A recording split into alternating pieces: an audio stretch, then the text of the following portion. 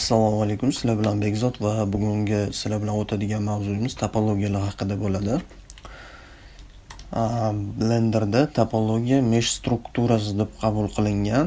Agar biz sizlar bilan matematika tomonidan qaraydigan bo'lsak, topologiya bu deformatsiya natijasida o'z xususiyatini o'zgartirmaydigan struktura turi deb nomlanadi. Agar matematika tomonidan biz o'rganadigan bo'lsak, javobdan ko'p savol topiladi. Shuning uchun bizga kelinglar mesh strukturasi degan tushunchada qolamiz.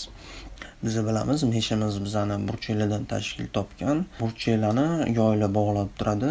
Yoylar bilan burchaklarning yig'ilmasida bizada yuzlar hosil bo'ladi. Topologiyaning 3 ta turi mavjud. Bu birinchisi 3 burchakli topologiya, ikkinchisi 4 burchakli topologiya, uchinchisi 5-6-100 burchakli topologiya bo'ladi. O'zi obyekt yaratishda yoki bu 3D model ishlayotganda ko'pchilik 4 burchakli topologiyani tavsiya qiladi. 4 burchakli topologiyaning ustun taraflari bor. Bu hisoblashga oson bo'ladi kompyuter tomonidan.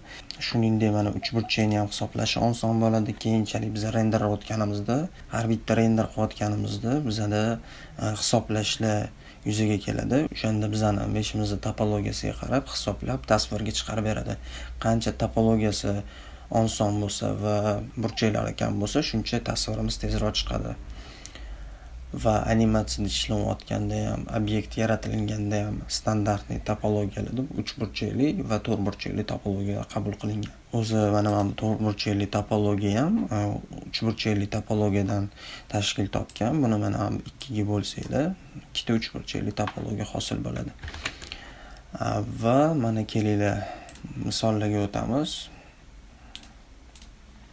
Mana ko'rib turganlaringdek ikkita bir xil meshimiz oldimizda turibdi. Bular razmer tarafdan va ko'rinish jihatdan bir xil hisoblanadi.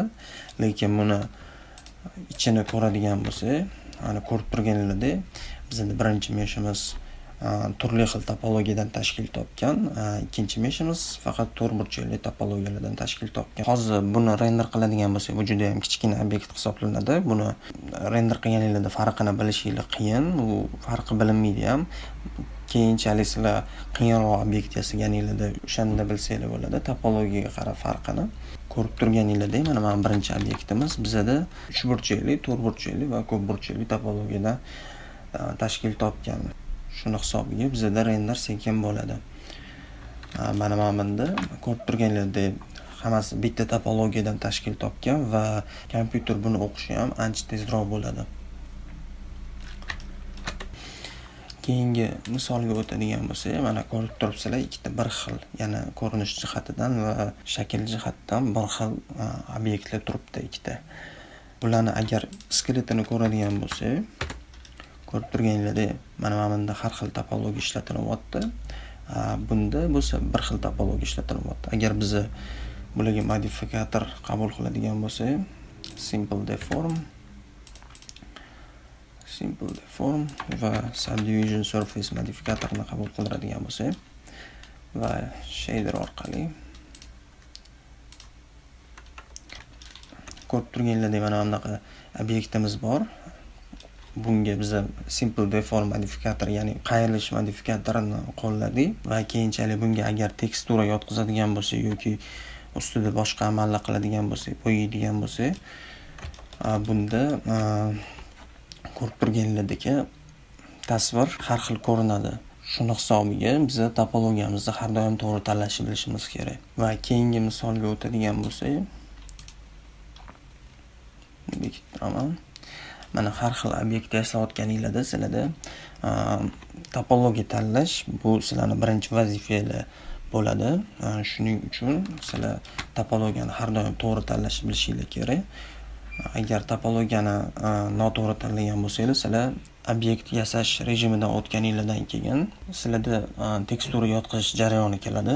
Shunda sizlar tekstura yotqizayotganda yoki obyektinglarni bo'yayotganingizda sizlar qiynalishingiz mumkin. Kelinglar obyektimni topologiyasini sizlarga ko'rsataman. Ko'rib turganinglardek bizada faqatgina mana 4 burchakli topologiya tanlangan. Qayoqqa qaramasanglar ham mana bunaqa 4 burchakli topologiya. Va bunga agar men tekstura yotqizadigan bo'lsam, bemalol yotadi tekstura. Kelinglar, mana ikkinchi premyerga ko'rsatmoqchiman sizlarga. Mana bu yerda ikkita non shakli bor bizada. Birinchi nonimizda bizada to'rtburchakli topologiya tanlangan, ikkinchisida bizada har xil topologiya turibdi.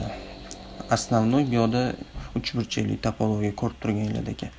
Agar bunga tekstura yotqizadigan bo'lsam, bizada teksturamiz xunuk chiqadi va obyektimizni boshqa platformaga o'tkazayotganimizda ham u platforma bu topologiyani tushunmasligi mumkin va obyektlarni shakli buzilishi mumkin. Topologiyalar bilan biz tugatdik. Tushundinglar degan umiddaman. Bugungi darsimiz unaqa uzoq bo'lmadi.